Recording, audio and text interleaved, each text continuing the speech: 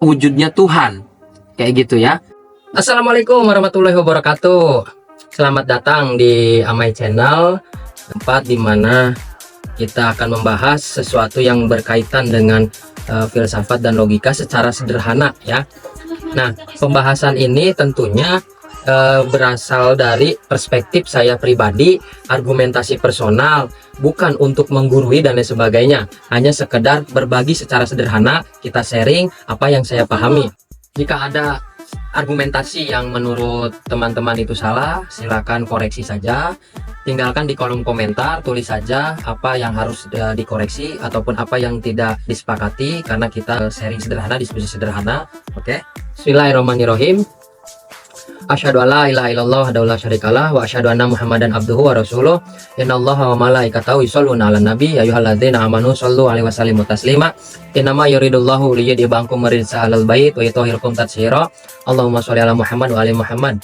Segala puji hanya milik Allah, karena dengan ridho dan rahmatnya lah kita sampai detik ini masih bisa menikmati kehidupan, masih bisa bernafas, masih bisa beraktivitas.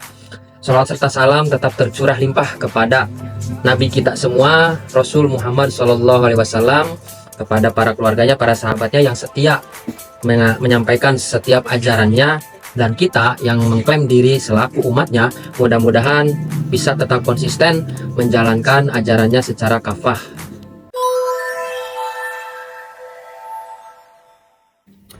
Masih mengenai berbicara tentang wujud ya guys. Kemarin kita sudah bahas mengenai wujud materi dan wujud non materi. Nah, di video sekarang kita akan membahas tentang wujud ya. Wujud itu yang pertama akan kita bahas adalah wujud wajibul wujud, wujud yang wajib.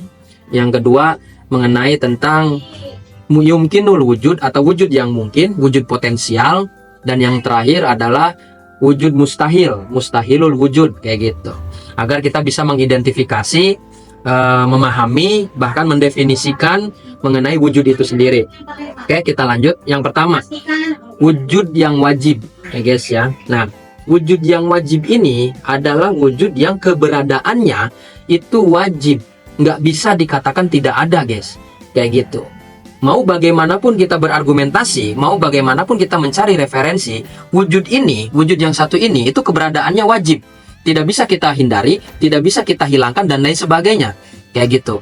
Nah, wujud yang wajib ini merupakan salah satu wujud yang non-materi murni. Mungkin di video sebelumnya saya belum sempat membahas mengenai wujud non-materi murni ya. Nah, wujud yang non-materi murni ini dia hanya berdefinisi guys. Nah, kita bahas di video kali ini ya sedikit saja, karena memang pembahasannya begitu singkat, sederhana, dan ringkas. Wujud non-materi murni itu dia hanya berdefinisi ya guys ya, hanya berdefinisi.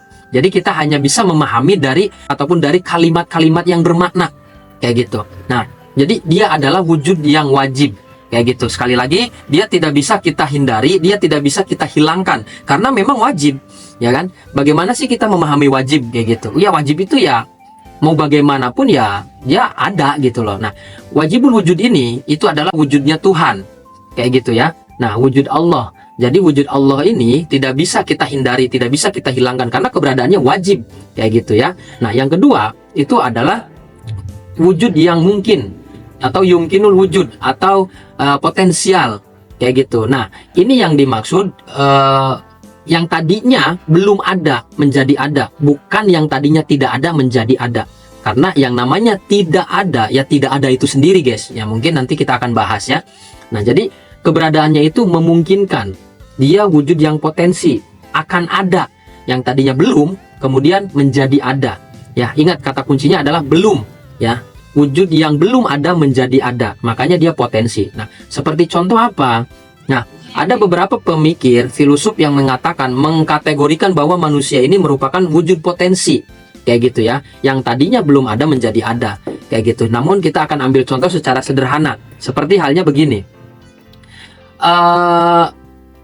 Kuda berkaki 6, kayak gitu, ataupun yang lainnya, misalkan burung bersayap 1 ataupun manusia bersayap misalkan. Nah, itu adalah suatu bentuk, suatu wujud yang baru mungkin kita hanya bisa memahami dari kalimatnya saja, tapi secara fisiknya itu belum ada. Nah, itu dikatakan wujud yang mungkin, wujud potensi. Bukan berarti tidak ada, kayak gitu ya. Bukan berarti tidak ada, itu akan ada, kayak gitu. Nah, ilmuwan sekarang itu mungkin kawan-kawan pernah mendengar yang namanya rekayasa genetik, kayak gitu. Nah, bisa jadi eksistensi daripada wujud yang potensi ini seperti kuda bersayap yaitu Pegasus dan lain sebagainya itu bisa menggunakan rekayasa genetik. Karena ingat, bukan berarti tidak ada ya guys ya, itu belum ada menjadi ada. Perkara waktu itu tergantung daripada kita mencoba untuk mengeksiskannya, kayak gitu. Nah, yang terakhir ini adalah wujud yang mustahil, wujud yang keberadaannya ini hampir mirip dengan wajibul wujud, kayak gitu. Nah, dia hanya bisa dipahami melalui kalimat. Namun, kalimatnya ini adalah kalimat yang tidak bermakna, kayak gitu. Jadi, ketika kita memikirkan kalimatnya saja, kita memikirkan proposisinya saja, argumentasinya saja, kita bingung untuk mengeksistensikannya. Ini merupakan aksidennya apa gitu loh. Nah, ini aksidennya apa gitu. Kita nggak bisa. Kayak gitu. Mau sebagaimanapun kita memaksakan, pikiran kita tidak akan pernah bisa nyampe ke sana. Kayak gitu, dari bentuknya, ya kan? Pokoknya nggak bisa lah. Kita hanya tahu dari kalimatnya saja. Kayak gitu. Ini seperti kalimat acak yang kita gabungkan gitu loh, menjadi satu proposisi. Nah, tetapi secara eksistensinya kita bingung, ini apa eksistensinya? Nah, itulah yang dinamakan dengan mustahilul wujud, wujud yang mustahil. Contohnya apa? Contohnya itu adalah garis berujung satu ya guys ya, garis berujung satu. Kita analogikan saja, anggap saja ini garis guys, ini garis nih. Nah, ini garis kan, garis nih. Nah, anggap saja ini garis. Atau teman-teman bisa menggambar garis di buku, di kertas ataupun di papan tulis teman-teman. Coba gambar garis, set. Nah, garis berujung satu guys, garis berujung satu. Nah, itu adalah kalimat contoh wujud yang mustahil. Di mana-mana yang namanya ujung itu ada dua guys ya. Dan misalkan ini adalah garis ya. Nah, garis itu kan ujungnya dari sini dan ini juga ujungnya. Nah, makanya teman-teman juga ketika menggambar garis, ya kan, titik pertama kawan-kawan menggambar sampai ditarik ke titik terakhir itu merupakan ujung. Nah, makanya tidak ada garis yang berujung satu. Kalaupun teman-teman mau memaksakan, coba pikirkan bagaimana bentuk garis yang ujungnya satu, kayak gitu. Karena garis itu di mana-mana ujungnya dua, ataupun tongkat, ya kan? Tongkat ataupun apapun itu yang berbentuk seperti garis itu ujungnya pasti dua. Nah, itu merupakan salah satu contoh. Nah, contoh yang kedua itu adalah si botak berambut gondrong. Ya, si botak berambut gondrong. Ya kan? Ada dua identitas di sana, identitas botak dan identitas gondrong. Dua identitas ini tidak bisa bersatu pada satu tempat yang sama. Akan melahirkan kontradiksi, kayak gitu ya. Nah, botak ya botak gak ada rambutnya, sedangkan gondrong itu rambutnya panjang, kayak gitu. Nah, itu adalah sebagian daripada contoh wujud yang mustahil.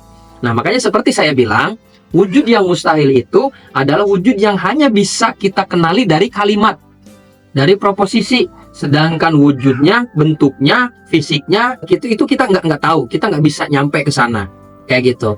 Nah, itu makanya sedikit mirip dengan wajibul wujud, kayak gitu. Cuman hati-hati dalam membedakan antara wajibul wujud dengan mustahilul wujud. Kalau wajibul wujud, dia berdefinisi saja dan tidak bisa kita hindari, tidak bisa kita hilangkan, kayak gitu. Poinnya itu adalah berdefinisinya itu. Kita bisa mendefinisikan wajibul wujud dengan hal-hal yang memang itu bisa kita bisa kita pikirkan, bisa kita eksistensikan kepada hal lain misalkan, ya, kayak gitu. Jadi itulah tiga wujud. Yang pertama wajibul wujud, yang kedua muyumkinul wujud, yang ketiga mustahilul wujud, kayak gitu ya. Nah, demikian, semoga bermanfaat. Nah, jangan lupa like dan subscribe. Nah, bila ada kawan-kawan, teman-teman yang tidak sepakat, tinggalkan di kolom komentar ya, biar kita bisa berdiskusi dengan sederhana, kayak gitu. Sekali lagi saya ulangi, video ini hanya sekedar penyampaian perspektif saya pribadi, argumentasi personal, bukan untuk menggurui, bukan untuk apapun ya. Terima kasih, tetap semangat, salam argumentasi.